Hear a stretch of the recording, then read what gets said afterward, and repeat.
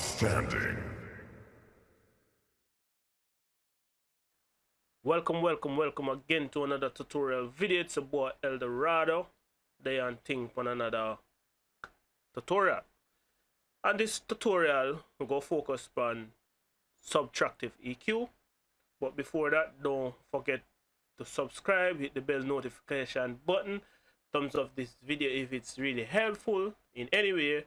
If thumbs down, if you don't, and think don't forget to check out my website for the goodies that is on it, and you can check out the WhatsApp group in the link below. Don't forget to follow me on Instagram, on Twitter, and Facebook. Yeah, they below the social media pages. We have everyone connected, and they go. And this particular vocal, it really interesting. I never really touched a topic here before, about subtractive EQ or cutting or reductive EQ, whatever you might know it as, for dancehall vocals. So on this particular track, I have two EQ here in which I'm doing subtractive EQ, but as you can see, the Pro Q2 is bypassed and this one is passed. So I'm going to play it. Let you hear.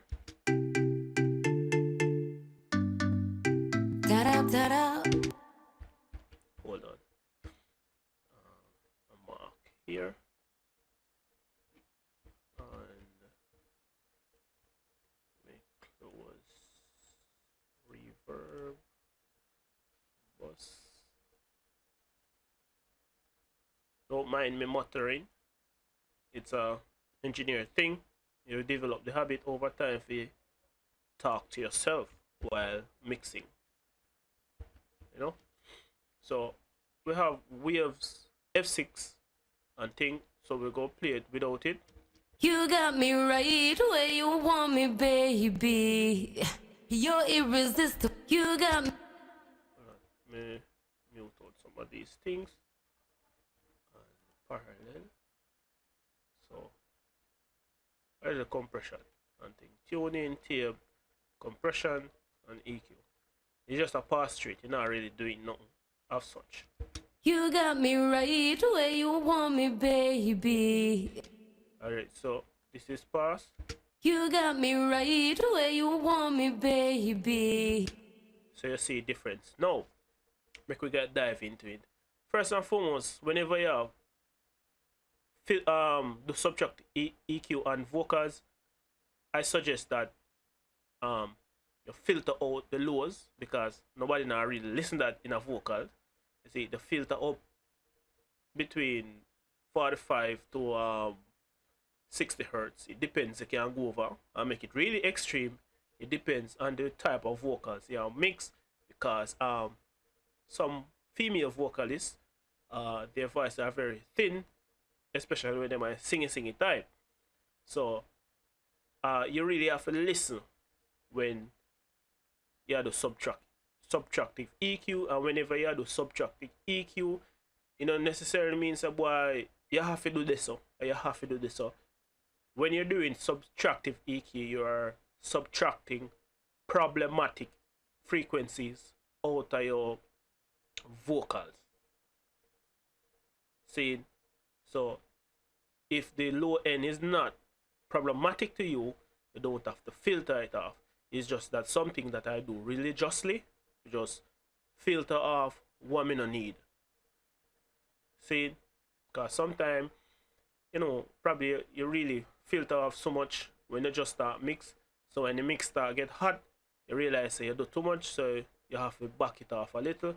So this particular plugin that me choose to use on this, because it's very transparent and really and truly it's a great plugin. So on this particular vocal, I filter off 48 hertz. I filter off 48 hertz. So make it start back over. You got me right where you want me, baby. You're irresistible. You got me right where you want me, baby. Yeah, so it sounds really good at 48. You have to listen, play, listen, play and listen.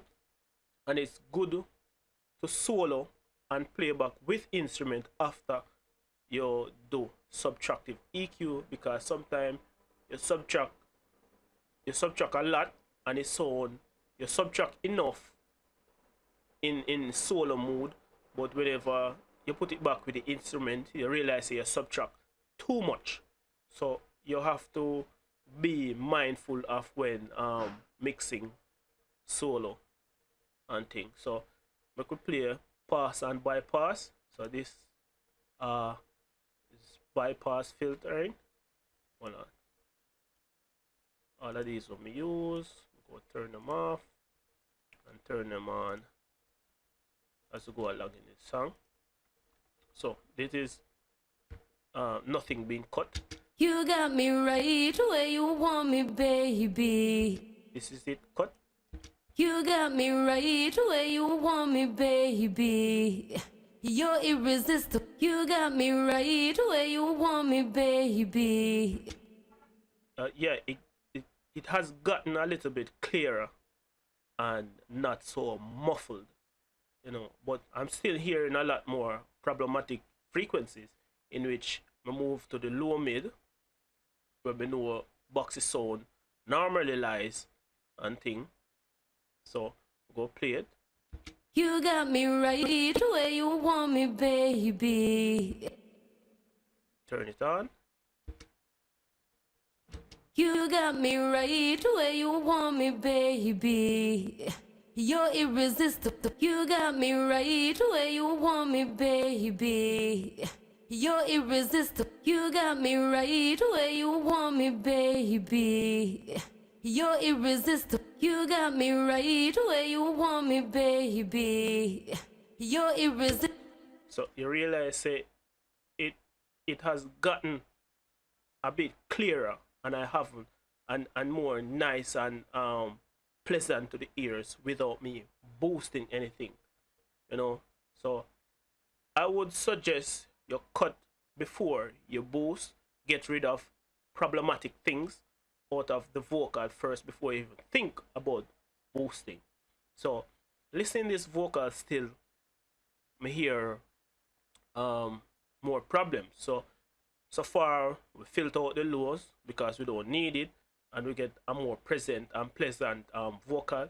We cut out some of the boxy sound, so we get a more pleasant vocal same way, and it not really sound muffled or boxy. Now we are move up the line to another cut or subtractive EQ move and thing. So up here, so we'll play again. You got me right where you want me, baby. I'm hearing a little more boxy plus nasal tone. Normally it lies between 5 to 900 hertz for me and things. So this one lies around 517 hertz. So like we play it pass and bypass. So we'll play it bypass first. You got me right where you want me, baby. You're irresistible. You got me right where you want me, baby. You got me right where you want me, baby. You're irresistible. You got me. Okay, so the nasal tone kind of gone and thing. Remove some of the nasal tone, and up here now of 1.3 or 1.4 kilohertz, remove You got me right where you want me, baby. a little harshness. There's a little harshness lies in this particular vocal there, so we kind of dip it out. You got me right where you want me, baby. By 2 decibels, and the nasal tone with that cut it about 4.5 decibels, and as the box tone, I cut it 4 decibels. As you can see it right here, I cut it about 4 decibels, and me use a little compression there because I having a little problem right. You got me right where you want me, baby. When she say baby, a little plosive is in the vocal. It is not really audible with the entire mix, but solo it is a problem. It's not a heavy plosive. I removed it and it sound really unnatural, so I add it back and using this dynamic EQ to really EQ the vocal, to do subtractive EQ and control that particular frequency. Cutting is one, but have it under control is another one. So that is something professional can really take and add it to your mix. If it works, it works. If it don't work, it don't work. But as me say, subtractive EQ is very important, and you have to be really careful or you really do subtractive EQ, because it can really make your sound really your vocal per se sound really thin. So you have to really watch the amount you cut, watch the amount you boost, and how you really mix the vocals and things. So moving on to the other cut that I made, about a decibel at 8.175 kilohertz, and think why I really made this cut is because the microphone is really bright. It's a really bright microphone, and in order to level out back everything to really make it sound the way home really want the sound for this, to turn off for this particular mix, I have to subtract some of the highs to really get the brightness under control. So I can play it. You got me right where you want me, baby. You're irresistible. You got me right where you want me, baby. You're irresistible. You got me right where you want me, baby. So I've taken away some of the highs, in which I've added back with another plugin and thing. I've added back some air to it, a little brightness, but this brightness did just too bright for this particular part. So we got it under control before we move further on in the mix. And I've done another subtractive EQ after I've compressed and do additive EQ again with it Pro Q2. As you can see, I've made another cut at 22 hertz. Reason why I made this low cut, I don't want to, because after I compress, it brought up some more of the low end, really low end. So I've made a little cut on it, because I don't really want to filter it out too much again, like how I did the first filtering, and make the vocal sound really thin. So as I say again, you have to really be mindful of how you cut. If you have to cut it twice, do not do it. If you have to cut it once, you do it and leave it. And as I say, use an optical compressor, so it brought up a lot of things. So I had to do subtractive EQ for cut out some of the boxy sound and nasal sound that really came up after I did the compression with the optical compressor. So in a future videos, we dive in a different type of compressors and the model and thing. But for now, try this, see if it work. If it don't work, I just so you go. But be mindful, take the information, process it, and have fun mixing. El Dorado there and thing. Don't forget to check out the website. The website. Subscribe in some button below there. So hit the bell notification button. Support the cause and thing. Support the music and thing. Join our WhatsApp group. And as me say again, have fun mixing. Peace out.